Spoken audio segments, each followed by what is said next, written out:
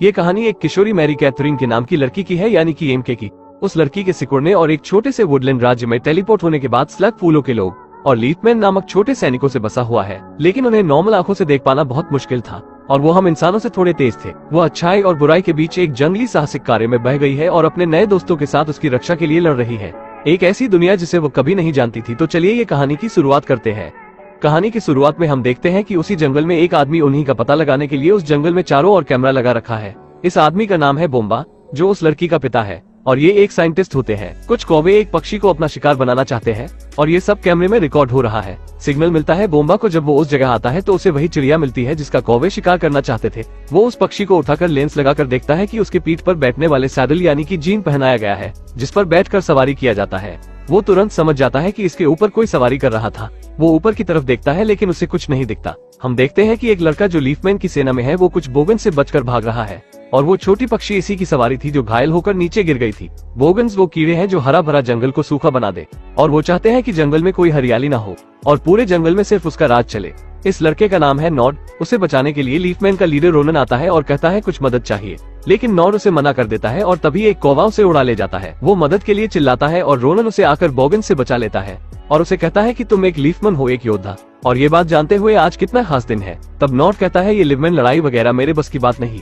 Ronan कहता है तुम समझते क्यों नहीं हो, तुम इसी के लिए ही बने हो और ये बात न जाने तुम कब साबित करोगे। और रोनन उसे ये भी कहता है कि तुम मोनवर वापस लौट जाओ, नहीं तुम्हारी छुट्टी हो जाएगी। और इसके बाद उसको ऐसे ही लटकता हुआ छोड़ के वहाँ से लीफमैन चले जाते हैं। उसके बाद हम एमके को देखते हैं जो जंगल में आई है अपने पिता को यहाँ से घर ले जाने के लिए, क्योंकि उसे ये लगता है उसके पिता की जिंदगी यहाँ इस जंगल में रह के बर्बाद हो रही है। और वो अंदर जाकर देखती है कि उसके पिता काम में इतने व्यस्त थे कि उनके घर में और उनके बगल में कोई खड़ा है, लेकिन उन्हें पता ही नहीं। वो आवाज देती है और उसके पिता उसे गले से लगा लेते हैं, क्योंकि एमके के बचपन में ही उसकी माँ उसे लेकर चली गई थी, जो बोम्बा उन लीफमैन का खोज कर रहा था जो उस जंगल में बसा हुआ है। वो कुदरत के बनाए गए बहुत छोटे इंसान थे और जंगल की ऐसी रानी जिसकी वजह से जंगल हमेशा हरा भरा रहता है। फिर बोम्बा को सिग्नल मिलता है और अपनी बेटी से बताता है कि आज का दिन बहुत खास है, क्योंकि आज पूनम की रात है जो 100 सालों में एक बार होता है।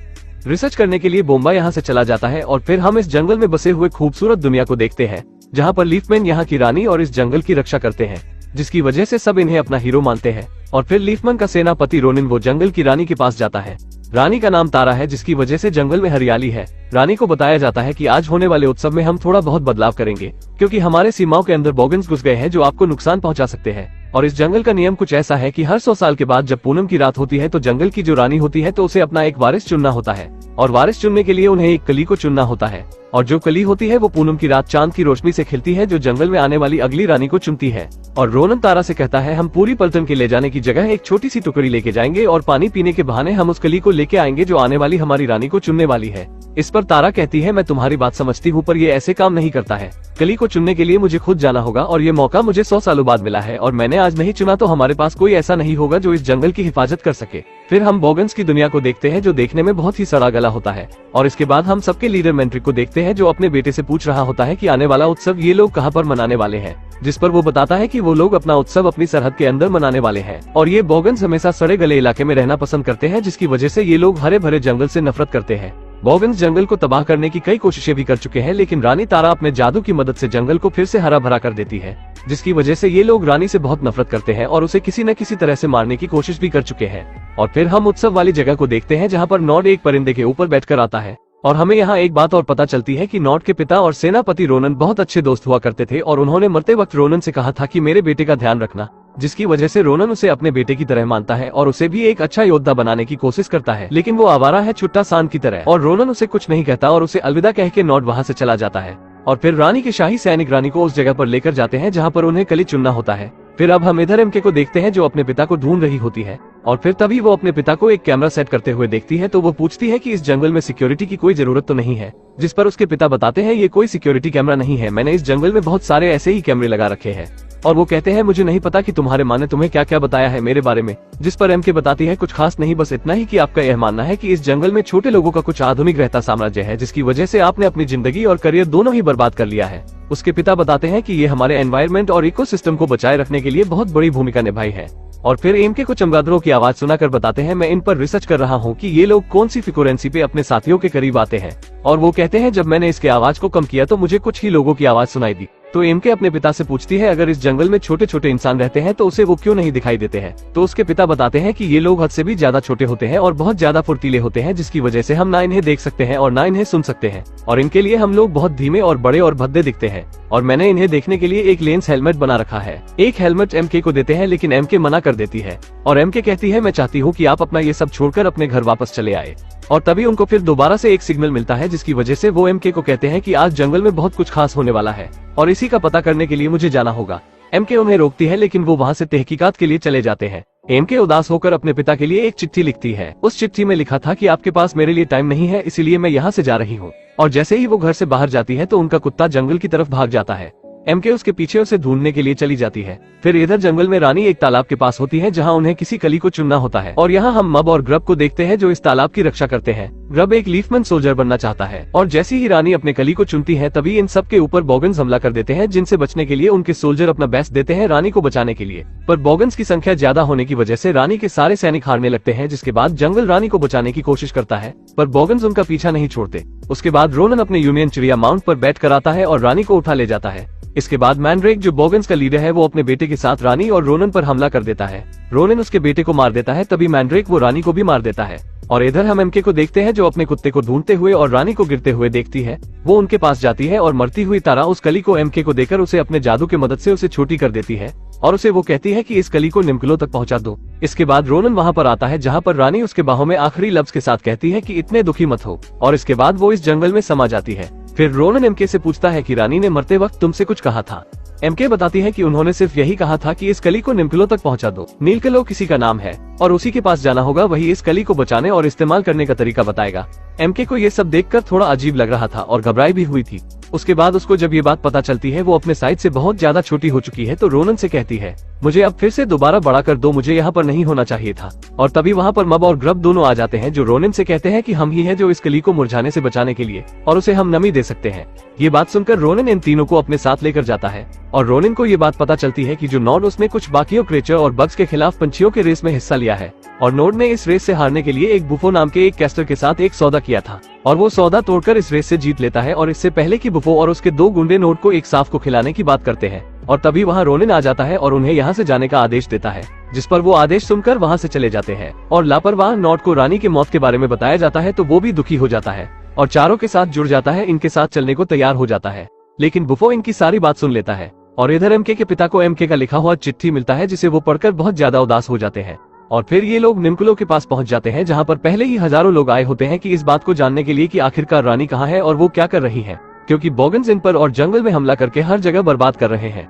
वो चारों निम्गलू से मिलते हैं और वो उन्हें अपने लाइब्रेरी के अंदर लेके जाता है, जहाँ पर वो इन्हें बताता है कि यहाँ पर हर एक चीज का हिसाब रखा जाता है, और उन्हें एक पन्ना पढ़कर बताता है कि अगर एक बार रानी ने इस कली को चुन लिया तो इसका खिलना तय है, और इसे आज के ही रात पूनम को चांदनी के रात में खिलना होगा। और एमके मदद मांगती है कि मैं यहाँ की नहीं हूँ और मुझे अपने घर पर वापस जाना है, क्या आप मुझे बड़ा कर देंगे। निम्गलू उसे एक पन्ना देता है, जो पन्ना उसके बीते हुए समय में लेकर जाता है, जहाँ पर वो छोटी हुई थी। उसे रानी बता रही थी कि अगर एक बार ये कली खिल गया तो तुम अपनी दुनिया में वापस जा सकती हो। और फिर रोनन नॉड को कहता है तुम यहीं पर पहरा दोगे, लेकिन रोनन के जाने के बाद नॉड एमके को इम्प्रेस करने के लिए उसे हिरन के पास लेकर जाता है, जहाँ पर वो दोनों बहुत सारी बातें करते हैं, और फिर इन दोनों के बीच कहीं न कहीं अट्रैक्शन बिल्ड हो रहा होता है, यानी बॉगन्स इन पर नजर रखे थे।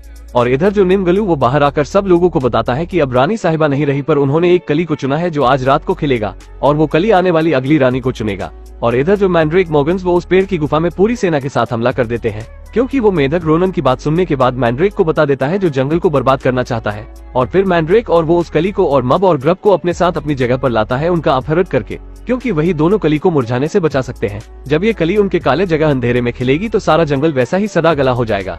रोनन नोड पर गुस्सा होता है, क्योंकि उसने जाते वक्त नोड से कली का ध्यान रखने के लिए कहा था, और उसने उसकी बात नहीं सुनी और जंगल में मंगल कर रहा था। और अब रात भी हो चुकी है और चांद भी निकल चुका है, और इन लोगों के पास बहुत कम समय है उस कली को खिलाने के लिए। और फिर नॉट को एक आइडिया आता है और कहता है क्यों न हम बॉगन्स के जैसे भेस बदलकर उनके इलाके में चले और उस कली को वापस लाएं। लेकिन उनके पास ऐसा कोई भेस बदलने का सामान नहीं होता, पर एमके को पता होता है कि उसे ऐसा कवच कहाँ मिलेगा। उन्हें वो अपने घर पर लेकर जाती है, जहाँ पर ये एमके के पिता को देखकर रोनिन इन्हें बताता है कि ये बंदा एक नंबर का बेवकूफ है, क्योंकि उसे हम लोगों ने वही दिया जो हम इसे देना चाहते हैं। और इसके मैप में देखो, हम लोगों ने इसे हर जगह पर घुमाया, पर इसे कभी अपने इलाके पर नजर नहीं रखने दी। रोनिन और नोड वो दोनों ही मिलकर बोम्बा का मजाक उड़ाते हैं, जिस पर एमके बोलती है ये मेरे पिता है, जिसकी बातें सुनकर दोनों चुप हो जाते हैं। और एमके का 3 पैर वाला कुत्ता वो उन्हें देख लेता है और इनका पीछा करने लगता है, जिसका पीछा करने की वजह से उसके पिता भी उन्हें देख लेते हैं। फिर वो वैक्यूम क्लीन से एमके को उसके अंदर खींच लेते हैं और जब वो उसे देखते हैं तो उसे देखकर शॉक्ड हो जाते हैं और वहीं बेहोश हो जाते हैं। जिसके बाद एमके वो मून हैवक का सही जगह पर मार्क करके यहाँ से चली जाती है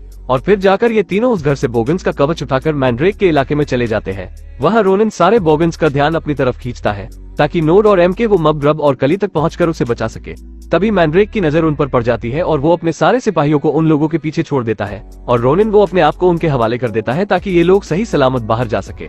और ये आखिरकार बाहर चले भी जाते हैं, पर ये लोग रोनिन को बहुत ज्यादा याद करते हैं। और फिर ये लोग अपने इलाके में पहुंचते हैं जहां पर उस कली को चांद की रोशनी पर रखते हैं। पर जैसे ही वो खिलने वाली होती है, मैंड्राइक अपने चमगादड़ों की सेना लेकर उस चांद के सामने आ जाते हैं और रोशनी उस कली तक नहीं पहुंच पाती। और बोगन्स चाहते थे कि ये कली वो अंधेरे में खिले ताकि सारा जंगल तबाह हो जाए।